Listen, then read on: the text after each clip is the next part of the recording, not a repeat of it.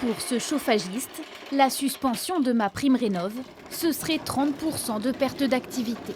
Automatiquement, les clients n'ayant plus d'aide vont reporter leurs travaux et du coup, les remplacements de chaudières, les travaux d'isolation et autres se feront plus.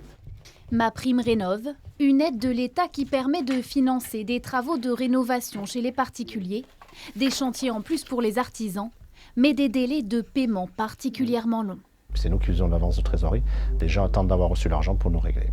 Actuellement, on a 8 factures qui ne sont toujours pas réglées depuis le mois de mars. Autre point de tension, les déchets.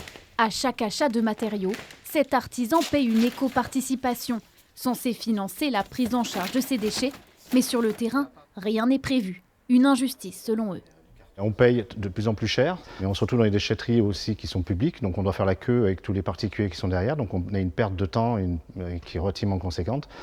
Pour mon entreprise, c'est une après-midi par semaine qui est dédiée uniquement à la gestion des déchets.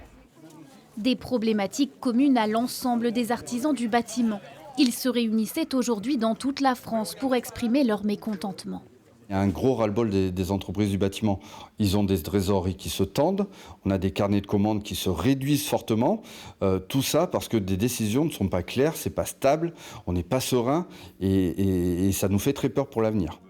Demain, ils rencontreront la préfète de Dordogne. Ils demandent la simplification du dispositif de MaPrimeRénov' et un meilleur traitement des déchets.